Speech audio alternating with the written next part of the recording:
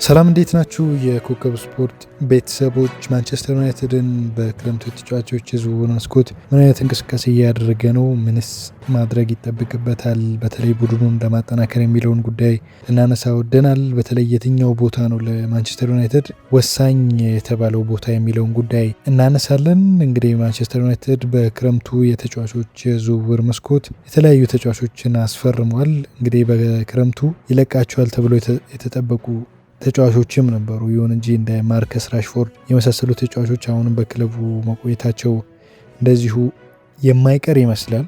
እንግዲህ በክረምቱ የተለያዩ ተጫዋቾችን አስፈርሟል። በነጻ የሚያስፈርማቸዋሉ ዩናይትድ ለምሳሌ አንድሬ ሳንቶስን ከቼልሲ በ8 ሚሊዮን ፓውንድ አስፈርሟል። ካርል ዳርሎውን እንደዚሁ ከሊድስ ዩናይትድ በነጻ አስፈርሟል። ዩሪ ቲለመንስ ሌላኛው በ35 ሚሊዮን ፓውንድ ጥሩ ዝውውር የፈጸመበት ነው ዩናይትድ። ይሁን እንጂ አሁን ኦሮስኮንም አስፈርሟል ባልተገለጸ ዋጋ። አሁን አብዛኞቹ የፕሪሚየር ሊግ ክለቦች ትልልቅ ተጫዋቾችን እያደኑ በመሆናቸው ዩናይትድ ለምንድነው የተቀዛቀዘው የሚል ነገር እየተነሳ ይገኛል። እንደው ዩናይትድ ፍጹም ሆኖ ነው እንዴ? ክፍተት የሌለበት ሆኖ አይደለም መቼም ዩናይትድ ወደ ኋላ ያለው። የተለያዩ ቡድኖች በተለይ የተለያዩ ቦታዎች ላይ ዩናይትድ ማሻሻያ የሚፈልግባቸው ቦታዎች በግልጽ አሉ። ለምሳሌ ከግብ ጠባቂ ብንጀምር የተከላካይ ክፍልም እንደዚሁ ክፍተት አለበት። የማንቸስተር ዩናይትድ ዋናዎቹ አሁን ባለው ሁኔታ ተከላካዮች ማቲያስ ዴሊት እና ማርቲኔዝ ናቸው እና ሁለቱ ተጫዋቾች በተለይ ባለፈው ጊዜ በከፍተኛ ሁኔታ ለጉዳት የተጋለጡ መሆናቸው ትልቁ ድክመት ይሆናል ለማንቸስተር ዩናይትድ። ማንቸስተር ዩናይትድ ዘንድሮ አላማው ምን ሊሆን ይችላል ተብሎ ሲታሰብ ዘንድሮ እንደው ለዋንጫ ይፎካከራል የሚል እምነት የለኝም። በተለይ አሁን በዝውውር መስኮቱ እያደረጋቸው የሚገኘውን እንቅስቃሴዎች ስመለከት ዩናይትድ ለዋንጫ ይፎካከራል የሚል እምነት የለኝም። የሻምፒዮንስ ሊግ ጨዋታ አለበት። ይሁን እንጂ አሁን የያዛቸው ስኳዶች በትልቅ ደረጃ ላይ ያፎካከሩት የሚችሉ አይደሉም። ዴሊት ካለፈው ህዳር ወር ጀምሮ በከባድ የጀርባ ጉዳት ላይ ነው እንደዚሁ የተጫወተ የሚገኘው ጉዳት ላይ ነው እና የውድድር ዘመኑ መጀመሪያ ላይ እንደማይሰለፍ ታውቋል። ማርቲኔዝም ደግሞ በዓለም ዋንጫ ፍጻሜ ላይ እንደዚሁ በዚህ ጨዋታ ላይ ጉዳት አስተናግዶ እንደነበር እናስታውሳለን። እና ከነሱ ውጭ አሁን ሲኒየር ካሉት ከነዚህ ውጭ ያለው ማጓየር ነው። ማጓየር ደግሞ እድሜው እየገፋ ያለ ተከላካይ ነው በዩናይትድ እና ሊኒ ዩሮ እና አይደን ሄቨን በተከላካይ ስፍራ ላይ ያሉ እነዚህ ተጫዋቾች ገና ወጣት እና በተለይ በትልልቅ ጨዋታ ላይ ልምድ የሌላቸው ተጫዋቾች ናቸው። በተለይ ሄቨን በአንዳንድ የጨዋታ እንቅስቃሴ ጊዜ ወይ ደግሞ በዛ ወቅት ጥንቃቄ የጎደለው አጨዋወት ሲያሳይ ተመልክተናል እና የተከላካይ ክፍሉን አስተማማኝ አያደርገውም ይሄ እና የተከላካይ ስፍራ ላይ ተጫዋቾች ማስፈረም እንዳለበት አስባለሁ። ምክንያቱም ያሉት ተጫዋቾችን በጉዳት እየታመሱ ስለሆኑ። ሌላው የግራ መስመር ነው። ባለፈው የውድድር ዘመን እንግዲህ ሉክ ሾውን ነው የተመለከትነው። ሁሉንም 38 የሊግ ጨዋታዎች በመጫወት በጣም በአስገራሚ ጥንካሬ የዘለቀ ተጫዋች ነው።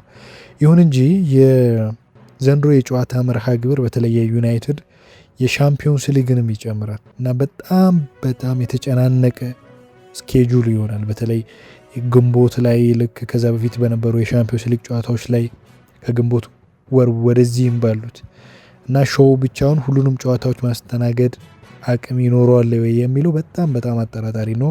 በእርግጥ ፓትሪክ ዶግሩጉ እንደ አማራጭ እዛ ቦታ ላይ መጫወት እድል አለው። እሱም ግን ከዛ ውጪ በተለይ ባለው ፖዚሽን ወደ ላይኛው የሜዳ ክፍል ሄዶ ሲጫወት ነው ይበልጥ ስኬታማ የሚሆነው የሚል ግምት አለኝ። እንግዲህ ላመንስ ዋና ግብ ጠባቂ ሆነው ይቀጥላል። ባይንዲር ክለቡን ይለቃል ተብሎ ይጠበቃል በክረምቱ። ዳርሎም እንደ ምትክ ይጠቀሙበታል ተብሎ ይጠበቃል። ሌላኛው ዩናይትድ እንግዲህ በተለይ እድሳት ይፈልጋል ተብሎ የሚታሰበው የአማካይ ክፍሉ ነበር።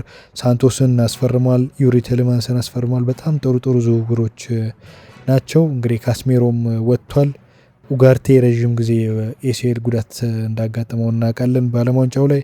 እንግዲህ ኮቢ ማይኖ፣ ሳንቶስ እና ቴሌማንስ ናቸው ያሉት ማለት ነው እና ከዚህ በላይ አካላዊ ጥንካሬ ያለው እና ኳስ የሚነጥቅ አትሌቲክ ቦል ዊኒንግ የሆነ ሚድፊልደር ያስፈልገዋል እና ያ አለመኖሩ ደግሞ ምናልባት ቡድኑን ሊያጎለው ይችላል የሚል እምነት አለኝ እና ማይኑ፣ ሳንቶስና ቴሌማንስ በኳስ ቁጥጥርና በፈጠራ ጥሩ ናቸው። በአካል ብቃትና በጉልበት በተለይ አትሌቲሲዝም፣ የቦል ዊኒንግ ሜንታሊቲ ያላቸው ጥንካሬ ግን ያን ያህል አይደለም፣ እንደነ ካስሜሮ አይደለም እና የዚህ ተጫዋች መውጣትም እንደዚሁ ያጎድላቸዋል ብዬ አስባለሁ እና የአጥቂ አማካዮችና የመስመር ተጫዋቾችም ክፍተት አሉበት። በእርግጥ ራሽፎርድ መስመር ላይ እንግዲህ ጥሩ እንቅስቃሴ ያደርጋል ተብሎ ይጠበቃል። እንግዲህ ይህ ቡድን ምናልባት ጥሩ የተሞላበት ክፍል የአማካይ ክፍሉ በብቃት የታጨቀ ነው ማለት ይቻላል። ብሩኖ ፌርናንዴሽ አለ፣ ብሪያን ምቤሞ፣ ማቲያስ ኩኛ፣ አማድ ዲያሎ፣ ላሺ ሌላኛው ተጫዋች ነው እና ራሽፎርድ እንግዲህ 18 ወራት በውሰት በባርሴሎና አሳልፈዋል። በአስቶን ቪላ ቆይታ አድርጎም ተመልሷል። እንግዲህ በባርሴሎና በሁሉም ውድድሮች 25 ግቦች ላይ አስተዋጽኦ አድርጓል እና ክለቡ አሁን ለመሸጥ ፍላጎት ቢኖረውም አሁን ላይ ባለው ሁኔታ ማይክል ካሪክ እንግዲህ ከሚከተለው የጨዋታ ስልት ጋር ሊስማማ ስለሚችል እንደገና በቡድኑ ውስጥ ሌላ አይነት ሚና ሊሰጠው ይችላል እና ይሄ እንደ አንድ ጥንካሬ የሚወሰድ ነው። በተለይ የመስመር ማጥቃት ላይ የሚኖረው እንቅስቃሴ በጣም አስገራሚ ይሆናል ብዬ አስባለሁ እና ሜሰን ማውንት እንግዲህ ያለማቋረጥ ለጉዳት የተጋለጠ ነው። ሙሉ የውድድር ዘመኑን ሊጫወት አይችልም እስካሁን በተመለከት ነው። ሆኖም እንግዲህ ብሩኖ ፌርናንዴዝ ጤንነቱ የተጠበቀ በመሆኑና እንደ ኩኛ፣ ማይኖ ያሉ ተጫዋቾች የ10 ቁጥር ቦታን መሙላት ስለሚችሉ ምናልባት ትልቅ ችግር ላይሆን ይችላል። በተለይ 10 ቁጥር ከአጥቂ ጀርባ የሚሰለፉ ተጫዋቾችን በተመለከተ ማለት ነው እና የ10 ቁጥር ሚና እንደሚታሰበው አሳሳቢ ላይሆን ይችላል። ምናልባት ሌላው አሳሳቢ ዩናይትድ ማስፈረም አለበት ብዬ የማስበው የቤንጃሚን ሴስኮ ተተኪን ነው። ሴስኮ በመጀመሪያ የውድድር ዘመን ጥሩ አቅም እንዳለው አሳይቷል። ከሆይሉንድ በተሻለ መልኩ ጥሩ ተንቀሳቅሷል ማለት ይቻላል። በሳጥን ውስጥ ንቁ ነው። የግብ ዕድሎችን በመፍጠር የተሻለ ቁጥር አለው። ሴስኮ እንግዲህ በ90 ደቂቃ የጨዋታ እንቅስቃሴ ውስጥ 3.4 ሙከራዎችን ያደርጋል እና ከነዚህ ሙከራዎች ውስጥ ነን ፔናልቲ ከፍጹም ቅጣት ምት ውጪ ማለት ነው በኤክስጂ ሲሰላ 0.51 ጥራት ያለው የግብ ዕድሎችን ይፈጥራል ወይም ደግሞ ወደ ግብ ይቀርባል እና ከሆይሉንድ በብዙ የተሻለ ነው ማለት ይቻላል። ምናልባት ይህንን አጥቂ ጥሩ ሰርቪስ የሚያገኝ ከሆነ በሚቀጥለው የውድድር ዓመት ጥሩ ይንቀሳቀሳል ብዬ ያምናለሁ በግሌ። ሴስኮ እንግዲህ በጉዳት ምክንያት ቢወጣ ግን ዩናይትድ አስተማማኝ ተጠባባቂ አጥቂ ያለው የሚለው ትልቅ የራሴ ጥያቄ ነው።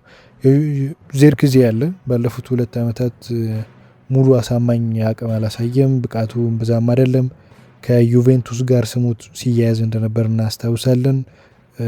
ዚርክዜ ቢወጣ ደግሞ ለሴስኮ እንዲሁ ተወዳዳሪና ጠንካራ ተፎካካሪ የሚሆን ልምድ ያለው ሌላ አጥቂ ማስፈረም የግድ ሊሆን ይችላል እና ምናልባት ማቴዎስ ኩኛ እና ምቤሞ አልፎ አልፎ ያንን ቦታ ሊሸፍኑ እንደሚችሉ ይታመናል። ዩናይትድ ባለው የተጫዋቾች ቨርሳቲሊቲ ሁለገብነት የሚሸፍናቸው አንዳንድ ቦታዎች የሚኖሩም እንኳን ቢሆን ግን የተጫዋቾች ጉዳት እንደዚሁ አሳሳቢ ይሆንበታል ተብሎ ይጠበቃል።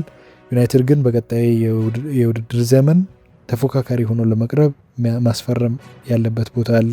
በአማካይ በተከላካይ ስፍራ ላይ ተጫዋቾችን ማስፈረም አለበት ብዬ አስባለሁ። የኮከብ ስፖርት ቤተሰቦች ለዛሬ ያዝናቸው ስፖርታዊ ጉዳይ ይህንን ይመስላል። መልካም ጊዜ ይሆንላችሁ።